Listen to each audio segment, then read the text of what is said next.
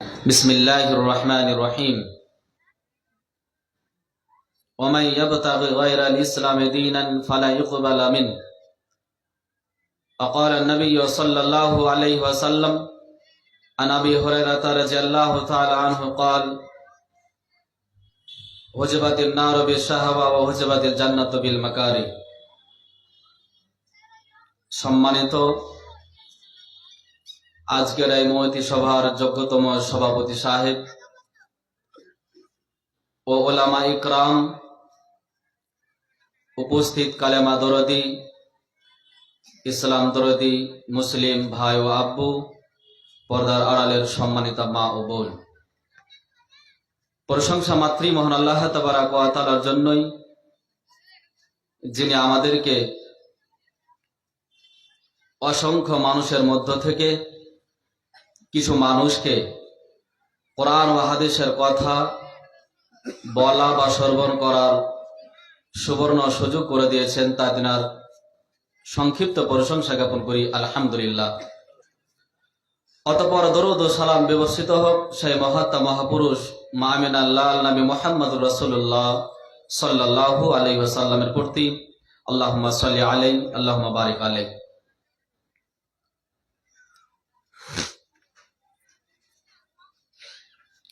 সম্মানিত উপস্থিতি, আপনারা দীর্ঘক্ষণ ধরে আলোচনা শ্রবণ করে আসছেন যোগ্যতম মাশায়েখগণের মুখ থেকে। আপনাদের সম্মানিত সভাপতি মহাশয়, তিনিও আলহামদুলিল্লাহ সুন্দর আলোচনা করেছেন মাগরিব সালাতের পরে পরেই। আমি বহু দূর থেকে এসেছি, কিন্তু আমি একজন নগণ্য অল্প স্বল্প জ্ঞানের মানুষ। আমি নিজেকে এখনো তালবে ইলম তথা ছাত্র মনে করি। যতদিন বাঁচব বড় বড় ইনাদের মতন শেখ মাশায়েখগণের কাছে পরামর্শ এবং শিক্ষা নেব বলে আমার চিন্তা ভাবনা আছে এবং থাকবে ইনশাআল্লাহ। আমি অত্যন্ত অল্প স্বল্প জ্ঞান নিয়ে আপনাদের সামনে কিছু কোরআন ও হাদিসের আলোচনা করব ইনশাআল্লাহ। ওয়া মা তাওফিক ইল্লা বিল্লাহ, তাওয়াক্কালতু আলাইহি ওয়া ইলাইহি উনীব। সম্মানিত উপস্থিতি, আজকে আমার আলোচ্য বিষয় দেওয়া হয়েছে সমাজ সংশোধনে মুসলিমের করণীয় কি। সমাজ সংশোধনে মুসলিমের করণীয় কি, এটি একটি অত্যন্ত গুরুত্বপূর্ণ বিষয় যেটি আমাকে দেওয়া হয়েছে। সমাজ সংশোধন করতে গেলে কয়েকটি পয়েন্ট আমাদেরকে নিজের জীবনে বাস্তবায়ন করতে হবে। অনেকগুলো আছে, আমি কয়েকটি আপনাদের সামনে উপস্থাপন করছি। যথাসাধ্য সেগুলো বিশ্লেষণ করে আমার বক্তব্য ইতি করবো ইনশাআল্লাহ। এক, আমাদেরকে সর্বপ্রথম জেনে নিতে হবে মুসলিম কাকে বলে বা তার করণীয় কি, এটা সর্বপ্রথম জানতে হবে। দুই, মুসলিম ন্যায় পরায়ণ ব্যক্তিকে নেতা হিসাবে মনোনীত করতে হবে যদি সমাজ আমরা সংশোধন করতে চাই তাহলে। তিন, সমস্ত মুসলিমকে ঐক্যবদ্ধ হয়ে জীবনযাপন করতে হবে, নিজেদের মধ্যে বিভ্রান্তি করা যাবে না। চার, প্রত্যেক মুসলিমকে সৎ কাজের আদেশ ও অসৎ কাজ থেকে বাধা প্রদান করতে হবে। পাঁচ, মুসলিমদের ভুল ত্রুটি বিচ্যুতি যদি দেখা যায় তাহলে সংশোধনের অর্থে তাকে ধরিয়ে দিতে হবে, অপমান করার জন্য নয়। ছয়, এক অপরের মধ্যে ভ্রাতৃত্ব, ভালোবাসা, বিনয়, নম্র, সহনশীল, সহযোগিতাশীল হতে হবে বাধ্যতামূলক। এবং 7 নম্বর, যেটা আগে হওয়া উচিত ছিল, সেটা হচ্ছে এই সমস্ত কিছুকে নিয়ন্ত্রণ বা প্রশিক্ষণ প্রাপ্ত হওয়ার জন্য কোরআন ও হাদিস আমাদেরকে অধ্যয়ন প্রশিক্ষণ প্রাপ্ত হতে হবে। এটা সর্বপ্রথম। এগুলো যদি আমরা নিজেদের মধ্যে নিয়ে আসতে পারি, কোরআন ও হাদিস নিজের জীবনে বাস্তবায়ন করতে পারি, শিখার সাথে সাথে প্রশিক্ষণ প্রাপ্ত হওয়ার সাথে সাথে নিজের ব্যক্তিগত জীবন থেকে নিয়ে পারিবারিক, সাংসারিক, দৈনিক, রাজনৈতিক প্রতিটি জীবনে যদি আমরা কোরআনকে বাস্তবায়ন করতে পারি, তাহলে ইনশাআল্লাহ আমাদের মাঝে সমাজ সুন্দরভাবে ফুরস্ফুটিত হয়ে গড়ে উঠবে ইনশাআল্লাহ। প্রথমে আমি আপনাদেরকে বলি যে আজকে আমাদের দুঃখ লাগে, আজকে আমাদের বহু বেদনা হয়। শাহেরা তাওহীদ শিরক নিয়ে বিস্তারিত আলোচনা করেছেন, সভাপতি সাহেব আপনাদেরকে অনেক কিছু উপদেশ দিলেন।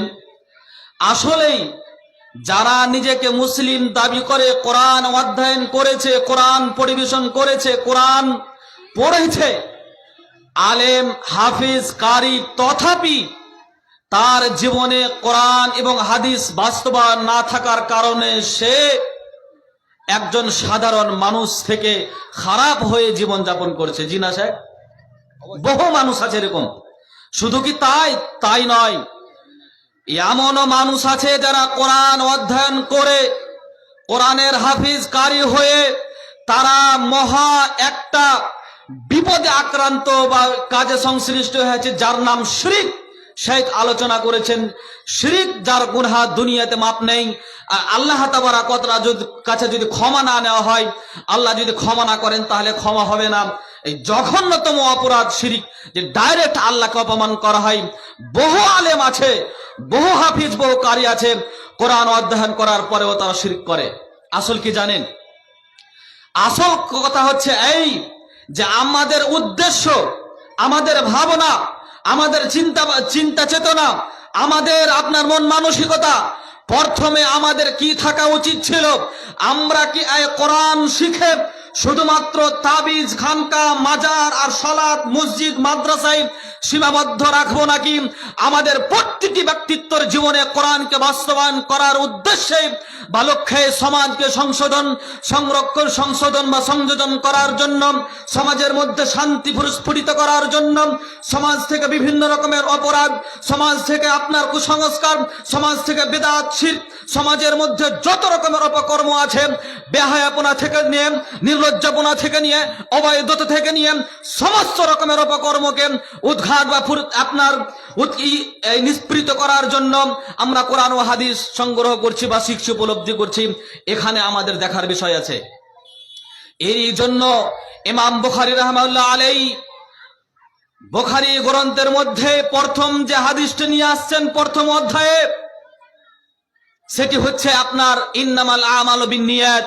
নিয়াত সম্পর্কে আল্লাহর নবী জনাবে মুহাম্মদুর রাসূলুল্লাহ সাল্লাল্লাহু আলাইহি সাল্লাম বলছেন, তোমার প্রতিটি কাজের প্রাপ্য হচ্ছে নিয়ত।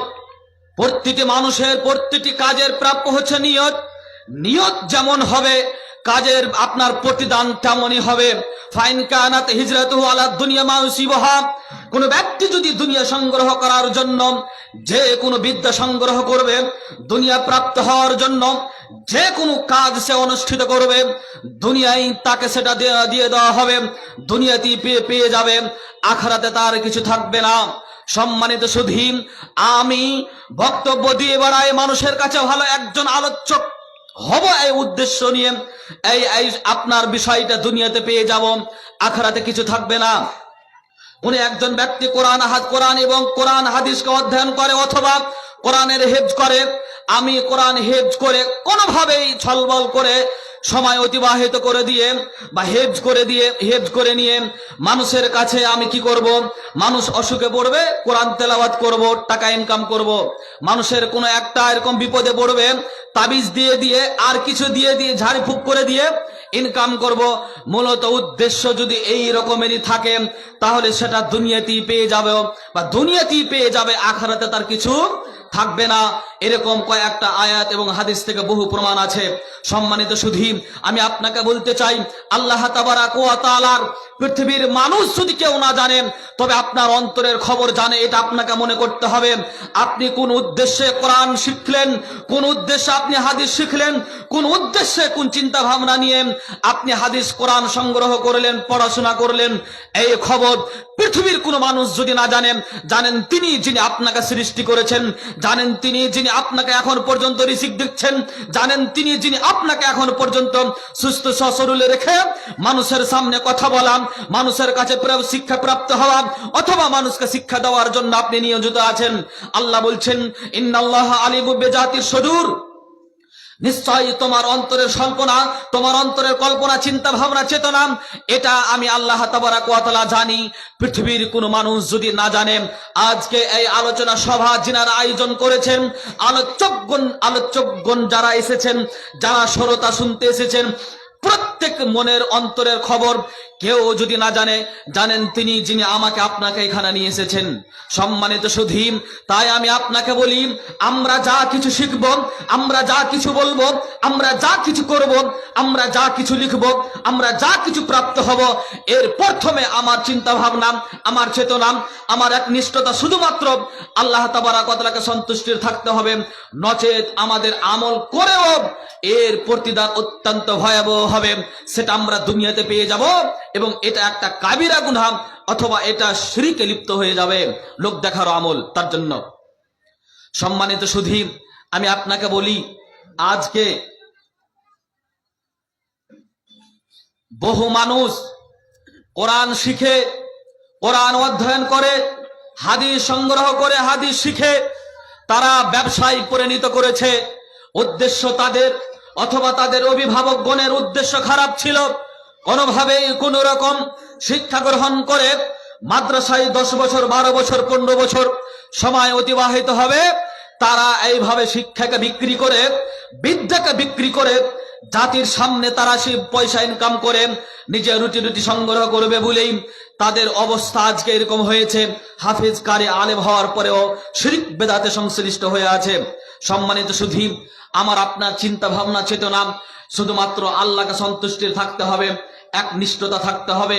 জি, তাহলে আমাদের আমল সুন্দরভাবে প্রস্ফুটিত হবে এবং আল্লাহ তাবারাক ওয়া তাআলার কাছে গৃহীত হবে, নচেত নয়। এবারে আসি, সমাজ সংশোধন করার উদ্দেশ্যে মুসলিমদের প্রথমে করণীয় কি? যারা মুসলিম নিজেকে দাবি করি, আগে প্রথম এই বাক্যটি আমাদেরকে জানতে হবে, মুসলিম কাকে বলে, মুসলিম এর অর্থ কি। যতক্ষণ পর্যন্ত না এই বাক্যটি আমরা জানছি, অতক্ষণ পর্যন্ত কিন্তু আমরা সঠিকভাবে এই কথা, আমরা সমাজ সংশোধন এটা আমাদের দ্বারাতে সম্ভব হবে না। আজকে আমরা যারা মুসলিম দাবি করি, যারা ইসলামের সাথে সংশ্লিষ্ট আছি, অথবা যারা নিজেকে আহলুল হাদিস দাবি করে, এদের মধ্যেও বহু মানুষ জানে না মুসলিম কি, ইসলাম কি, ইসলাম কাকে বলে, ঈমান কাকে বলে, আকীদা কাকে বলে, তাওহীদ কাকে বলে, এই বিষয়ে তাদের কোনো ধারণা নেই। এমনিতে চলে, খায় দায়, পেছা পায়খানা করে, এমনিতে চলাফেরা করে। সম্মানিত সুধী, আপনাকে জেনে নিতে হবে মুসলিম শব্দের অর্থ কি। মুসলিম এর অর্থ হচ্ছে আত্মসমর্পণকারী। ইসলাম এবং মুসলিম এর অর্থ বহু মুহাদ্দিসিন ইকরাম একই বলেছেন। ইসলাম কোন মুহাদ্দিসগণ বলছেন ইসলাম থেকে আগত, কেউ বলছেন সালাম থেকে উৎপত্তি, কেউ বলছেন সিন লাম মিম সিলিম থেকে আগত। ইসলাম এবং মুসলিম এক জায়গা থেকেই যে এসেছে, এর অর্থ হচ্ছে আত্মসমর্পণকারী তথা আমি আপনি। আত্মসমর্পণকারী মানে আমি আপনি ইচ্ছা মতো, মন মতো, নিজ মতো কোনো কিছু করতে পারি না। আমরা বহু কিছুদিন পূর্বে দেখেছিলাম, ঘোড়া গাড়ি ছিল না, সে বহু ছিল, সে ঘোড়া গাড়ি।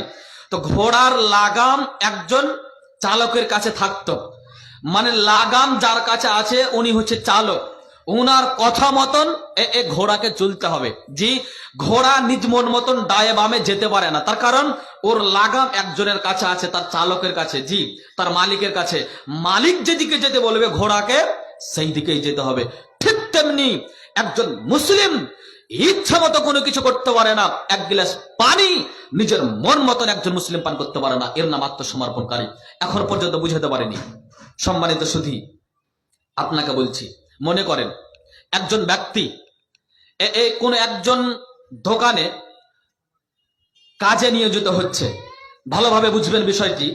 কোন একজন ব্যক্তি কোন এক দোকানে কাজে নিয়োজিত হচ্ছে, মালিকের সাথে চুক্তিবদ্ধ হচ্ছে, মালিকের কাছে চুক্তি করছে, এই শুনেন, আমি বা মালিক এবং এই আপনার নৌকার যিনি কাজ করবেন, এরা চুক্তি করছে, এরা পরামর্শ করছে 8 ঘন্টা কাজ করতে হবে, 10,000 টাকা বেতন হবে, আমার কাছে বিভিন্ন রকমের কাজ আছে, তবে আপনাকে এই কাজটা দিলাম। মনে করেন আমি মিষ্টির দোকানে গেছি, আমাকে মিষ্টির কাজ নিয়োজিত করা হলো, মিষ্টির কাজে নিয়োজিত হলাম, 10,000 টাকা বেতন নির্ধারিত করা হলো, 8 ঘন্টা ডিউটি করতে হবে, পরামর্শ হয়ে গেল এক অপরের সাথে, দিয়ে বললেন মালিক 10 দিন পর আমার কাছে আসেন। ভালোভাবে শুনেন, 10 দিন পর কাজে আপনি লাগবেন।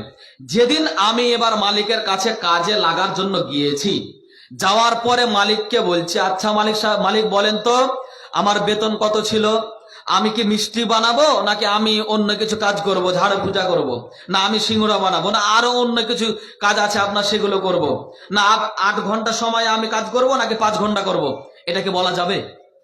যেহেতু চুক্তি তো আগে হয়ে গেছে, তাই না? চুক্তি আমি আগে করে নিয়েছি, 10,000 টাকার বেতনের বিনিময়ে 8 ঘন্টা সময় এই কাজ আপনাকে করতে হবে।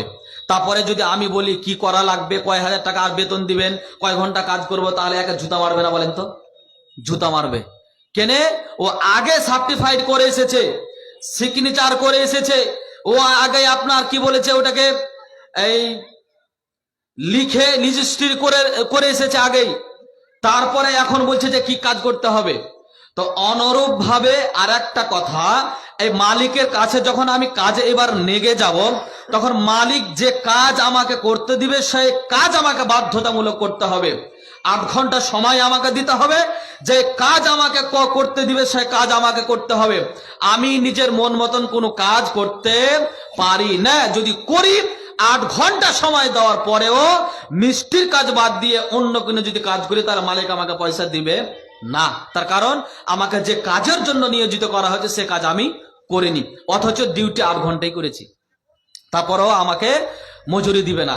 ঠিক তেমনি ভাবে আল্লাহ তাবারাক ওয়া তাআলা আমাদেরকে, প্রত্যেক মুসলিম নর নারী, শুধু মুসলিমদেরকে নয়, পৃথিবীর যতগুলো মানুষ আছে, আদম সন্তানের কাছে আল্লাহ তাবারাক ওয়া তাআলা সিগনেচার, সহি, টিপ, এগ্রিমেন্ট, রেজিস্ট্রি করে নিয়েছেন। জান্নাতে আলা আলামে আরওয়াতের মধ্যে পৃথিবীর মানুষ, তোমরা বলো দেখি আমি তোমাদের কে?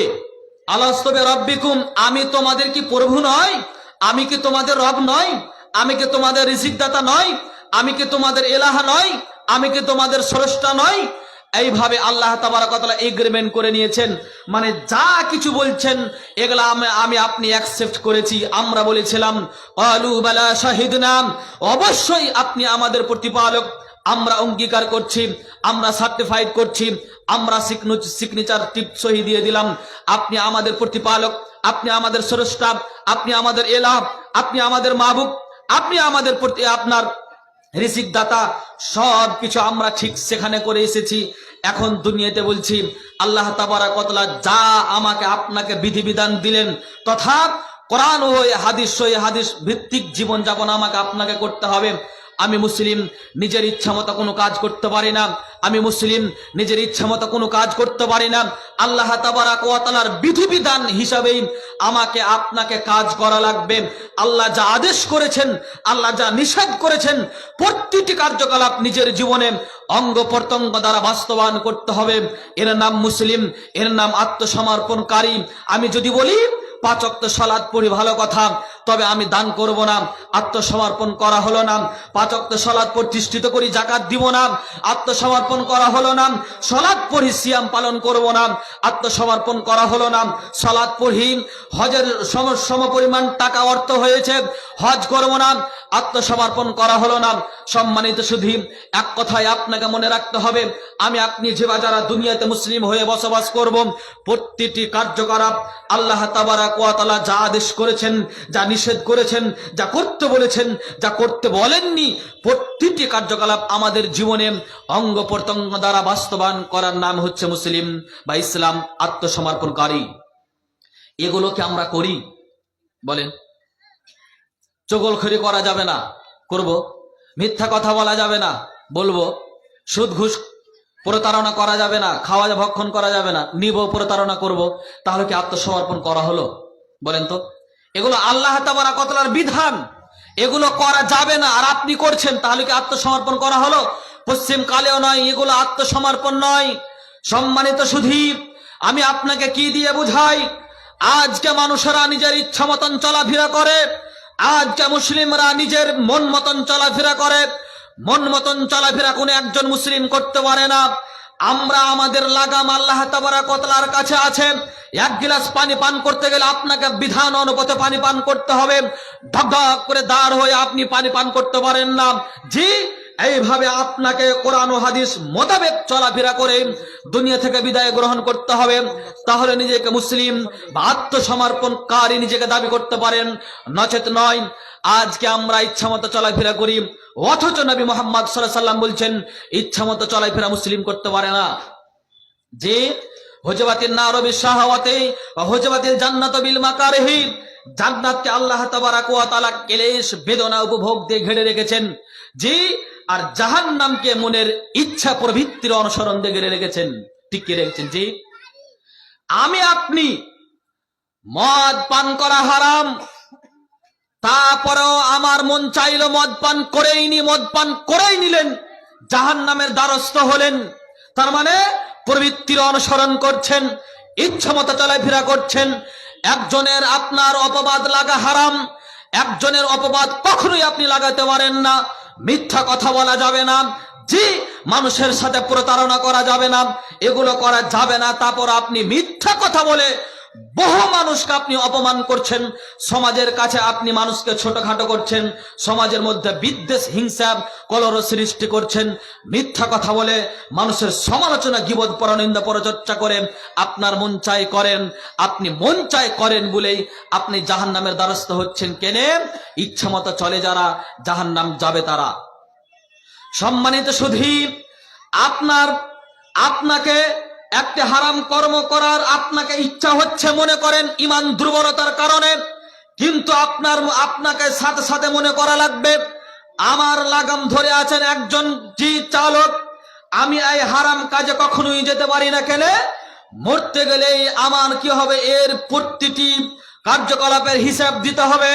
আমার স্রষ্টা, আমার প্রতিপালক আল্লাহ তাবারাক ওয়া তাআলাকে, অতএব আমি এই কার্যকলাপ করতে পারি না। যেহেতু মহান আল্লাহ তাবারাক ওয়া তাআলা এই কাজ করতে নিষেধ করেছেন, এইভাবে আপনাকে যে কোনো কাজ করতে যাবেন, আপনার এই বাধা দিবে, আপনার জাহান্নামের ভয়ে বাধা দিবে আল্লাহ তাবারাক ওয়া তাআলার মহাপ্রলয়ের যেদিন মানুষের পিছনে ছুটাছুটি করবে, একটা নেকির জন্য মানুষের কাছে ছুটাছুটি করবে, নিজের নেকি সংগ্রহ করার জন্য, একটি নেকির জন্য। সেই দিনকে বলে যদি আপনার ভয় হয়, মহান আল্লাহ তাবারাক ওয়া তাআলার আযাবকে বলে যদি ভয় হয়, জাহান্নামকে যদি বলে ভয় হয়, কবরের শাস্তিকে বলে যদি ভয় হয়, তাহলে আপনার দুনিয়াতে কার্যকলাপ করা আপনার জন্য কি হবে? বাছাই করে করে করে করে করে করে আপনাকে কার্যকলাপ করা লাগবে বা কাজ করতে হবে। নিজের মন মতন আপনি কাজ করতে পশ্চিম কালেও পারবেন না। সম্মানিত সুধী, কিন্তু আজকে আমাদের দ্বারাতে সম্ভব হচ্ছে না। শুধু মানুষের সমালোচনা, শুধু মানুষের গীবত, শুধু মানুষের পরনিন্দা, শুধু মানুষের সমালোচনা, এইভাবে আমরা চলি। আবার বহু মানুষ ইসলামের অনুসারী, ইসলামকে অ্যাকসেপ্ট করেছে, মুসলিম নিজেকে দাবি করে, বেধর্মের কালচার, বেধর্মের শিষ্টাচার, বেধর্মের সভ্যতা, তাদের নৈতিক মালাপ আপনার মুসলিমেরাও বাস্তবায়ন করে। এরা নাকি আত্মসমর্পণকারী। কেমন কেমন করে বলে এরা আত্মসমর্পণকারী? ভুল সিদ্ধান্ত, ভুল কথা। পশ্চিম কালেও নাই বেজাতির সংস্কৃতি, বেজাতির আপনার কার্যকলাপ, তাদের টেন্ডেন্সি, চিন্তা ভাবনা, চেতনা একজন মুসলিম তার জীবদ্দশায় কখনোই, কোনো মুহূর্তেই, কোনোভাবেই বাস্তবায়ন করতে পারে না, কোনোদিনই নয়। সম্মানিত সুধী, মহান আল্লাহ তাবারাক ওয়া তাআলা বলেন, ওয়াত্তাবিউ আহসানা মা উনজিলা ইলাইকুম মির রাব্বিকুম মিন ক্বাবলি আন ইয়াতিয়াকুমুল আযাবা বাগতাতাও ওয়া আনতুম লা তাশউরুন। আল্লাহ তাবারাক ওয়া তাআলা বলছেন, আর তোমাদের প্রতি তোমাদের রবের পক্ষ থেকে যে উৎকৃষ্ট বাণী অবতীর্ণ করা হয়েছে তার তোমরা অনুসরণ করো, তোমাদের উপরে তোমাদের টেরেও না পাও এমন অতকৃত ভাবে আযাব আসার আগে আগেই, তথা আল্লাহ তাবারাক ওয়া তাআলা যা বিধিবিধান তোমাদের প্রতি অর্পণ করেছেন, আল্লাহ তাবারাক ওয়া তাআলা যা আদেশ করেছেন, যা নিষেধ করেছেন, যা করতে বলেছেন, যা করতে বলেননি, প্রত্যেকটি কার্যকলাপ তোমরা নিজের জীবনে বাস্তবায়ন করো। যদি তোমরা না করো তাহলে হতে পারে তোমাদের সামনে আযাব আসতে পারে। এই আযাব আসার পূর্বেই তোমরা কোরআন ও হাদিসকে নিজের জীবনে বাস্তবায়ন করে নাও। সম্মানিত সুধী, আল্লাহ তাবারাক ওয়া তাআলা আমাকে আপনাকে বললেন, আল্লাহ তাবারাক ওয়া তাআলার বিধিবিধান তথা কোরআন ও সুন্নাহ অনুপাতে নিজের জীবনকে প্রসারিত করা, কোরআন ও সুন্নাহ অনুপাতে নিজের জীবনকে প্রস্ফুটিত করে গড়ে তোলা। কিন্তু আজকে আমরা কোরআনের কথা ভালো লাগে না, আমাদেরকে হাদিসের কথা ভালো লাগে না, আমাদের রাসূলের আদর্শ ভালো লাগে না, আমাদের কোরআন ও হাদিস ভিত্তিক জীবন যাপন করতে জি করে না। আমাদের ভালো লাগে শাহরুখ খানের আদর্শ, আমাদের ভালো লাগে ইহুদির আদর্শ, আমাদের ভালো লাগে খ্রিস্টানের আদর্শ, আমাদের ভালো লাগে বৌদ্ধদের আদর্শ, আমাদের ভালো লাগে হিন্দুদের আদর্শ। অথচ আল্লাহ তাবারাক ওয়া তাআলা বললেন, এদের আদর্শ নিজের জীবনে বাস্তবায়ন করো না। ওমাই ইয়াবতাগি গায়রাল ইসলামি দীনান ফালা ইউকবালা মিনহু। শুনে রেখো, ইসলাম বাদ দিয়ে যে কোনো বিধিবিধান, যে কোনো নিয়ম নীতিমালা, যে কোনো চিন্তা ভাবনা নিজের জীবনে বাস্তবায়ন করার পরিকল্পনা প্রচেষ্টা করবে, তা হবে প্রত্যাখ্যাত, তা হবে অগ্রহণীয়, সেটা আল্লাহ তাবারাক ওয়া তাআলার কাছে গ্রহণীয় হবে না, কবুল করা হবে না। সম্মানিত সুধী, আমরা আজকে প্রতিটি জায়গাতে যারা নিজেকে মুসলিম দাবি করি, যারা নিজেকে ইসলামের অনুসারী দাবি করি, যারা আত্মসমর্পণকারী দাবি করি, এদের যদি কর্মগুলো দেখা যায় তাহলে এদের কার্যকলাপগুলো হিন্দুদের সাথে মিশে গেছে, হিন্দুদের সাথে। জি, মিশেনি? আমি আপনাকে অসংখ্য গণিত প্রমাণ করতে পারবো যে আপনার চলাফেরা, খাওয়া দাওয়া, আপনার উঠা বসা, সমস্ত কিছু লেনদেন আদান প্রদান বেধর্মীর সাথে মিশে গেছে। আমরা তাদের সাথে ঝগড়া করার কথা বলি না, তার ধর্ম তারা সেভাবে পালন করবে, আমাদের ধর্ম আমাদের মতন পালন করতে হবে। তাদের সাথে আমরা বিরোধিতা করতে চাচ্ছি এমনটা নয়, তবে আমরা তাদের শিষ্টাচার, তাদের সভ্যতা, তাদের নিয়ম নীতিমালা মুসলিমরা পশ্চিম কালেও নিজের জীবনে অ্যাকসেপ্ট করতে পারে না। সম্মানিত সুধী, আমি আপনাকে কি দিয়ে বুঝাই? আশ্চর্য লাগে একটা বিষয়, যেই দিন আপনার কাছে মনোনীত, যেই দিন আল্লাহর কাছে শ্রেষ্ঠ, যেই দিন আল্লাহর কাছে গ্রহণীয়, যেই দিন মানুষের কাছে যেই ধর্ম সর্বশ্রেষ্ঠ ধর্ম হওয়ার পরেও আজকে সর্বশ্রেষ্ঠ ধর্ম অবলম্বীরা কেন বা অন্যান্য ধর্মের অনুসারী হয়ে গেল, এটা আমরা এখন পর্যন্ত বুঝতে পারি না।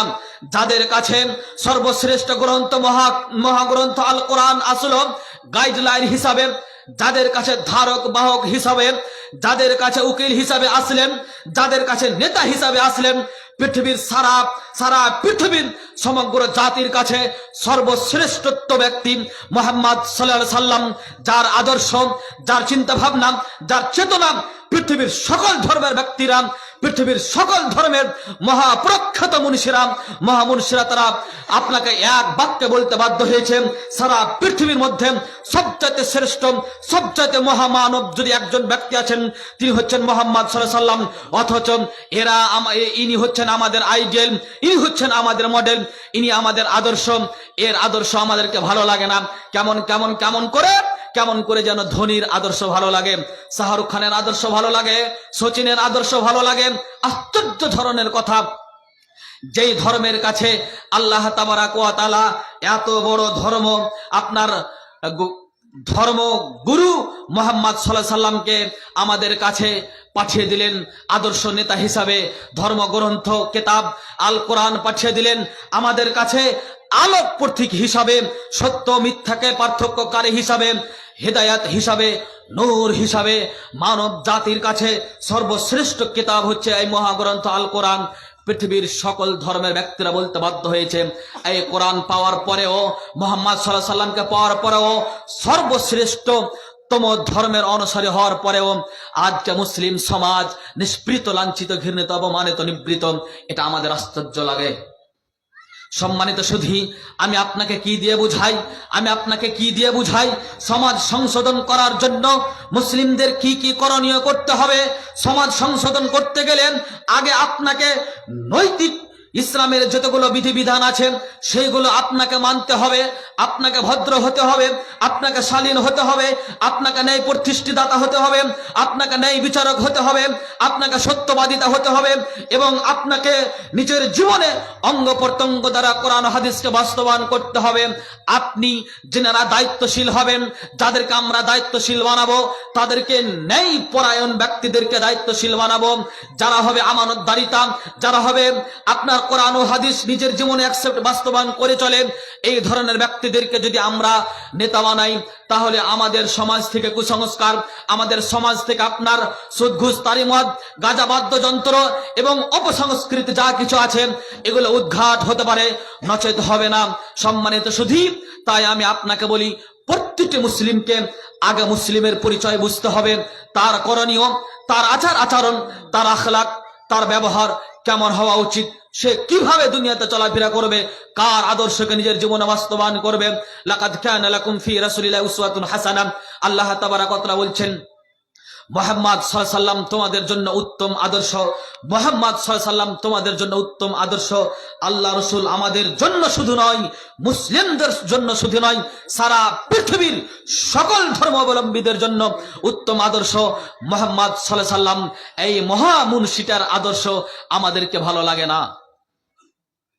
তাই আমি আপনার কাছে করজোরে আবেদন করব, আপনার কাছে আমি বিনয়ের সাথে নম্রভাবে আমি আপনাকে করজোরে আবেদন করব, আপনি যদি সমাজ সংশোধন করতে চান, তাহলে আপনি আগে নিজে ব্যক্তিত্ববান হন।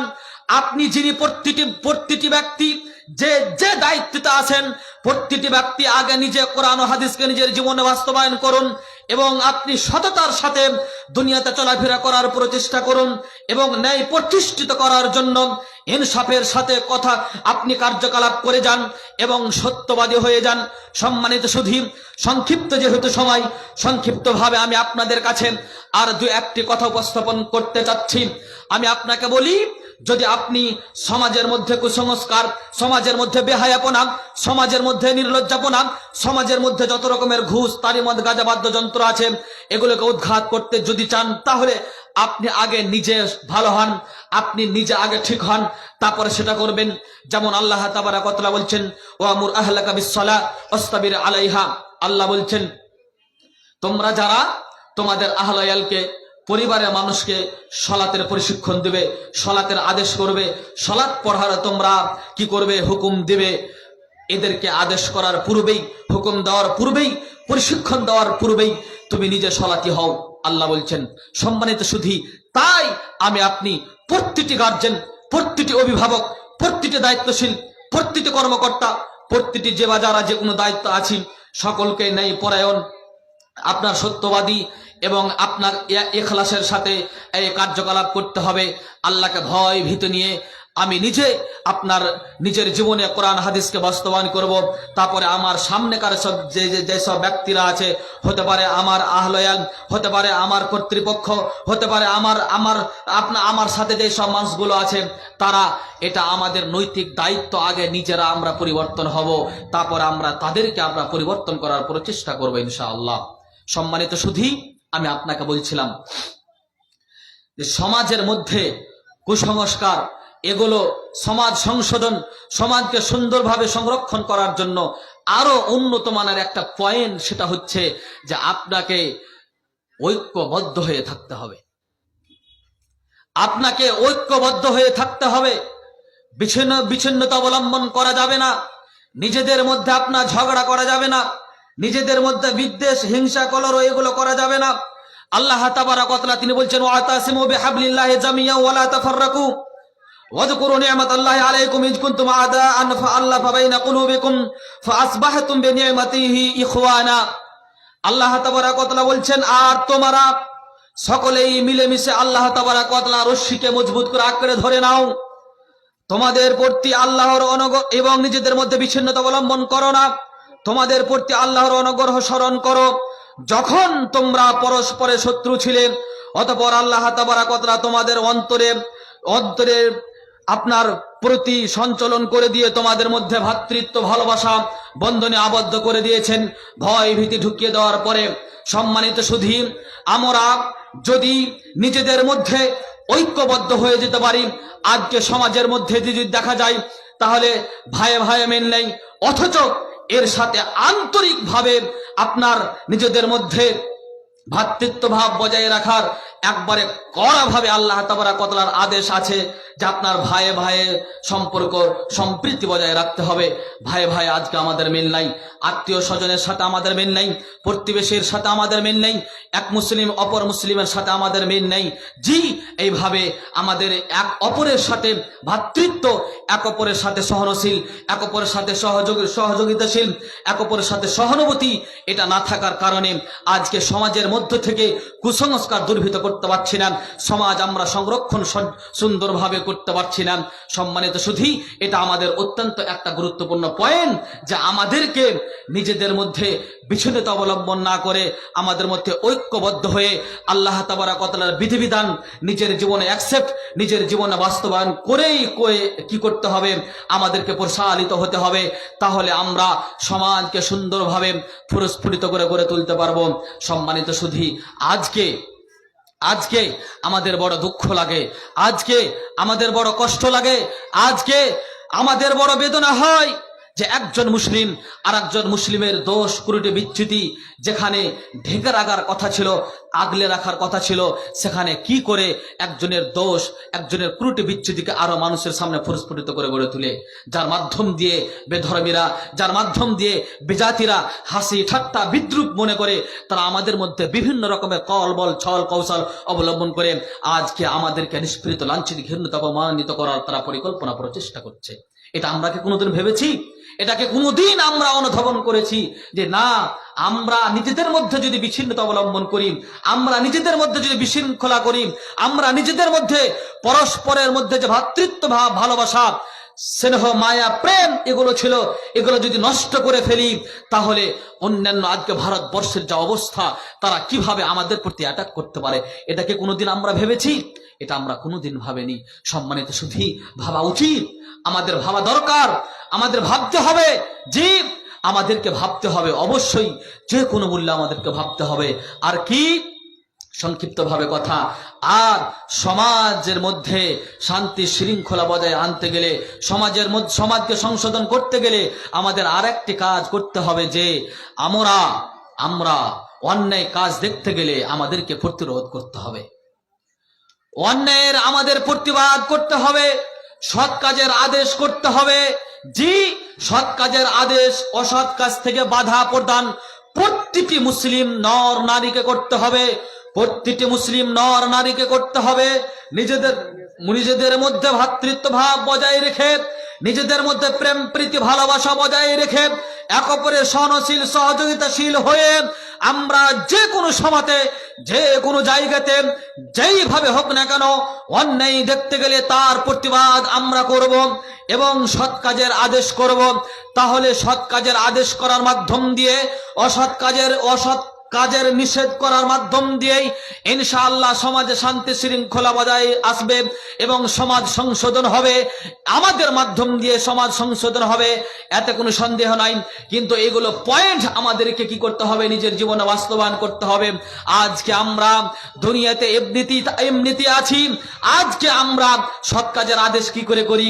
আমি 5 ওয়াক্ত সালাত পড়ি, আমি আমার মুখে দাঁড়িয়ে আছে, আমি আবার হাজী সাহেব, আমি কোরআন তেলাওয়াত করি, সালাত পড়ে গিয়ে রাস্তাতে দেখি আমার সন্তান ন্যাংটা ছবি দেখে, কোনোদিন তাকে প্রতিরোধ করি না, কোনোদিন বাধা দিই না। যে এটা কি একজন মুমিনের করণীয় হলো? এটা কি মুসলিমের করণীয় হলো? এটা কি মুসলিমের নৈতিক দায়িত্ব হলো? পশ্চিম কালেও নয়, এই ব্যক্তির দ্বারাতে কখনোই কোনোভাবে সমাজ সংশোধন হতে পারে না, সমাজের মধ্যে শান্তি শৃঙ্খলা বজায় হতে পারে না। যে নিজে শুধুমাত্র 5 ওয়াক্ত সালাত পড়ে, তার পরিবারের কোনো ভূরক্ষেপ নেই, তার স্ত্রীর ভূরক্ষেপ নেই, তার ছেলে মেয়ের ভূরক্ষেপ নেই, তার আত্মীয় স্বজনের ভূরক্ষেপ নেই, তার সমাজের মানুষের ভূরক্ষেপ নেই, তারা অশ্লীল কাজে, বেহায়াপনা কাজে, নির্লজ্জাপনা কাজে, অবৈধতা কাজে তারা 24 ঘন্টা সংশ্লিষ্ট থাকেন। কখনোই কোনোভাবে আমরা তাদের অন্যের প্রতিবাদ করলাম না বা তাদেরকে সৎ উপদেশ দিলাম না, ভালো কথাটা তাদের সামনে উপস্থাপন করলাম না। এটা অন্যায়, এটা অপকর্ম, এটা হারাম, এটা নাজায়েজ, এই কাজ করা যাবে না। যদি এটা আপনি করেন তাহলে আপনি জাহান্নামের দ্বারস্থ হয়ে যাবেন, জাহান্নাম যেতে পারেন। আল্লাহ তাবারাক ওয়া তাআলা আপনার এই কাজ করার জন্য আপনার প্রতি রাগান্বিত হয়ে গিয়ে দুনিয়া এবং আখিরাতে আপনাকে লাঞ্ছিত, ঘৃণিত, অপমানিত করতে পারেন। অতএব আপনি এই কাজ করিয়েন না। এটা আমাদের কাউরি মাথা ব্যথা নেই। আমি নিজে 5 ওয়াক্ত সালাত পড়ি, আমি ভাবি আমি একজন বড় মুসাল্লি, আমি একজন ভালো মানুষ। আমার সামনে হাজারো মানুষ মদ খেয়ে পড়ে থাকে, কোনো দিন তার প্রতিরোধ করি না। আমার চোখের সামনে হাজারো মা বোন বেহায়াপনা, বেলল্লাপনা করে বেড়াই, আমরা কোনো দিন তাদেরকে বলি না আম্মু ও আব্বু তুমি আমার মুসলিম ঘরের সন্তান, তুমি এই কাজ করিও না, বেলল্লাপনা করে রাস্তাতে বেড়াও না, বেহায়াপনা করে রাস্তাতে বেড়াও না। কেন? শুধু তুমি অপমান হচ্ছে এমনটা নয়, শুধু তোমার গুনাহ হচ্ছে এমনটা নয়, তোমার বেলল্লাপনা করার কারণে, তোমার নির্লজ্জাপনার কারণে, তুমি পর্দাহীনতার কারণে তোমার জন্য মুসলিম অপমান হচ্ছে, তোমার জন্য ইসলাম কলঙ্কিত হচ্ছে। ভারতবর্ষের 40 কোটি মুসলিম মা বোনেরা আজকে তোমাদের জন্য অপমান হচ্ছে। অতএব মা বোন তুমি এইভাবে রাস্তাতে ঘাটে যেখানে সেখানে এই বেপর্দা হয়ে, বেহায়াপনা হয়ে তোমরা চলাফেরা করিও না। কোনোদিনকে বলেছি? কোনোদিন বলিনি। আমি নিজে শুধু সালাত পড়ি, তাহাজ্জুদ পড়ি, কোরআন তেলাওয়াত করি। আমি ভেবেছি এইভাবে সমাজ সংশোধন হবে, এইভাবে সমাজ সংস্করণ হবে, এইভাবেই আমি জান্নাত চলে যাব। জিনা বড় বড় মাশায়েখগণ আপনাদের কাছে আছেন, জি সম্মানিত শেখ জি হাফিজাহুল্লাহ আলোচনা এবার করবেন। আমি আর কথা দীর্ঘায়িত করছি না। আল্লাহ তাবারাক ওয়া তাআলার কাছে দোয়া করব, হে প্রতিপালক, হে রব, হে স্রষ্টা, তুমি আমাদেরকে শ্রেষ্ঠত্ব ব্যক্তি করে সৃষ্টি করেছো। আল্লাহ তুমি আমাদেরকে সারা পৃথিবীর শ্রেষ্ঠ জাতি করে তুমি আমাদেরকে আখ্যায়িত করেছো। আল্লাহ অতএব শ্রেষ্ঠত্ব বিষয়টা বুঝার তৌফিক প্রদান করো, আল্লাহুম্মা আমিন। হে আল্লাহ, আমরা যে মুসলিম, আমরা যে আত্মসমর্পণকারী, আল্লাহ আমরা ইচ্ছামতো কোনো কাজ করতে পারি না, আমরা নিজ মতন কোনো কাজ করতে পারি না। আল্লাহ আমাদেরকে যে সমাজ সংশোধন করতে হবে, সমাজের মধ্যে যে অপকর্ম, সমাজের মধ্যে যে আল্লাহ অবৈধতা চলছে, সমাজের মধ্যে যে আপনার বিভিন্ন রকমের অসামাজিক কাজ চলছে, আল্লাহ এই কাজগুলোকে আমাদের যে দায়িত্ব, নৈতিক দায়িত্ব, এই কাজকে আমাদের সংশোধন করতে হবে। অতএব এই কথাগুলো আমাদেরকে সঠিক বুঝদান করো এবং আমাদের হৃদয়ে গেঁথে দাও, যার মাধ্যম দিয়ে আমরা সমাজ সংশোধন করে যেতে পারি, যার মাধ্যম দিয়ে আমরা সমাজের মধ্যে যত রকমের অপকর্ম আছে এগুলোকে উদ্ঘাত করতে পারি। এই তৌফিক প্রদান করো, আল্লাহুম্মা আমিন। হে আল্লাহ, যারা আমরা এখানে উপস্থিত হয়ে আছি তাদের সকলের নেক চিন্তা ভাবনা, চেতনা, নেক উদ্দেশ্য, নেক নিয়তকে আল্লাহ তুমি কবুল করে নাও, আল্লাহুম্মা আমিন। ওয়া আখিরু দাওয়ানা আলহামদুলিল্লাহি রাব্বিল আলামিন। আসসালামু আলাইকুম ওয়া রাহমাতুল্লাহি ওয়া বারাকাতুহু।